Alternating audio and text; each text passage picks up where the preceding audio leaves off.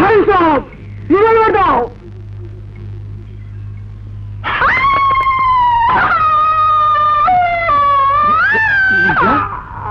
আরে লিজা তুই? লিজা! এই লিজা! ভাইয়া রিভলভার সরাও, ভাইয়া রিভলভার সরাও। আরে শোন, আরে তুই কখন এলি?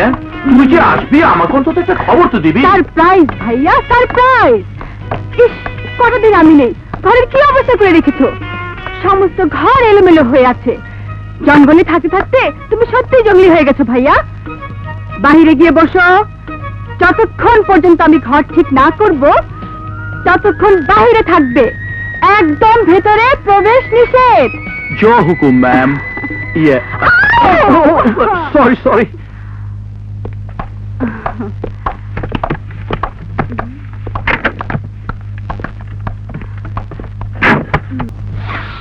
আহা, এমন সুস্বাদু খাবার, একেবারে পাগল হয়ে গেলাম।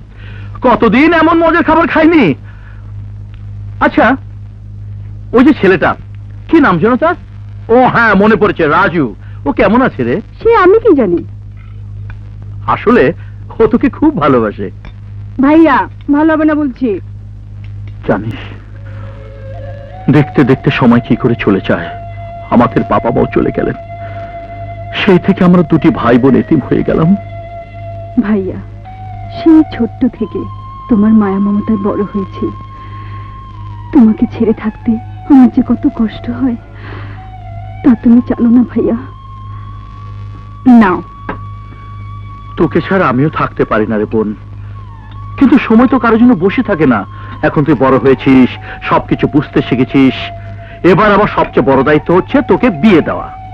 ও বুঝেছি, আমি বড় হয়ে তোমার বোঝা হয়ে গেছি। ঠিক আছে, আমি আর কোনোদিন তোমার কাছে আসবো না, তোমার কাছে থাকবো না। আরে আরে পাগলি চলে গেল। হ্যাঁ,